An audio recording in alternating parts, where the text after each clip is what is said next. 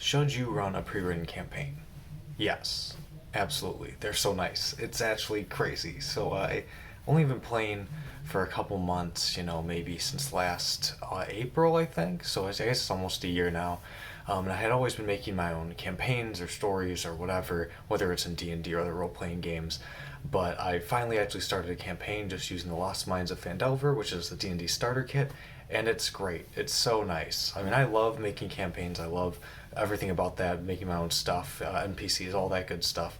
But it's so nice just having someone have already outlined all of the dungeons and the monsters, and they tell you the XP, and there's like just general things laid out for you, and that's just so nice. I mean, it's crazy. I do not like having to set up any of that stuff, really, so it's definitely good that I don't have to. I would also say one of the things I was apprehensive about was that I didn't know how much freedom I would have with the different characters or what they would do, the NPCs I mean, or really how the story would play out. I felt like I'd have to be really constrained and I had to follow it because it wouldn't really make sense otherwise.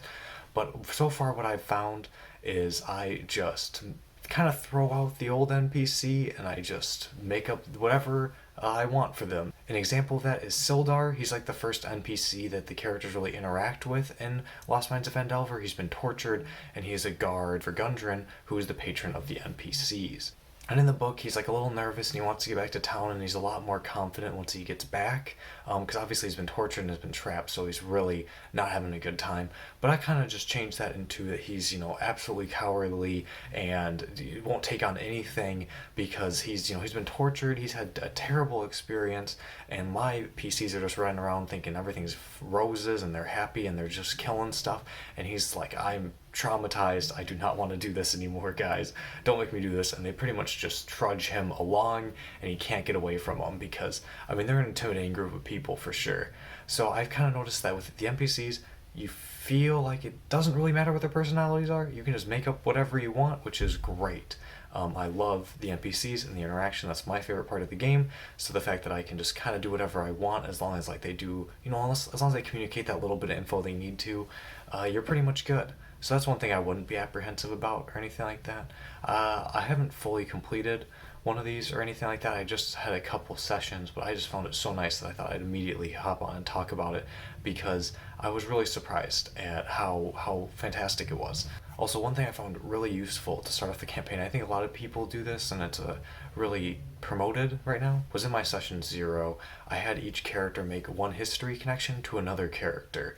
And I know this is in the D&D a bit, and it's in other RPGs like Monster of the Week where you have connections, history with other characters already. So I made them do that, and one of the two, they had a drinking contest, and to figure out who won, I was like, well, let's just do an actual roleplay scene for it. And they were in a tavern and they drank, and pretty much it turned into all the other characters got involved and they all had a fun moment the night before they all started the big quest, and they didn't know each other were going to go on it. So that was cool, and now they all had history. And that has come up again where my player Layman tricked Jenna into buying his drinks, and since then Jenna's character has been very annoyed with him and has been trying to get his money back. The other characters that had the drinking contest the first night, they've had subsequent drinking contests.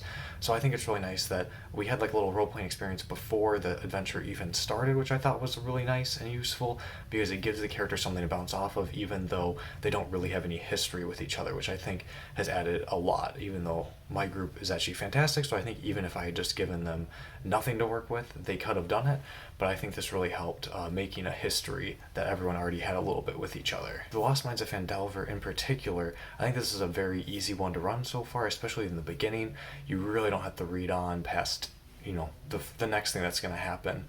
Everything seems pretty self-contained, and when it is branching out, you can really easily look it up. So hopefully all of the adventures are made this easy. I've heard that some of them are a lot less easy to run than this, but I am really excited by this one, and I hope by the end of this one, if my group is able to make it to it, we'll just be able to transition into a different pre-written adventure, probably Curse of Strahd, maybe Storm King's Thunder. I think that would be very interesting.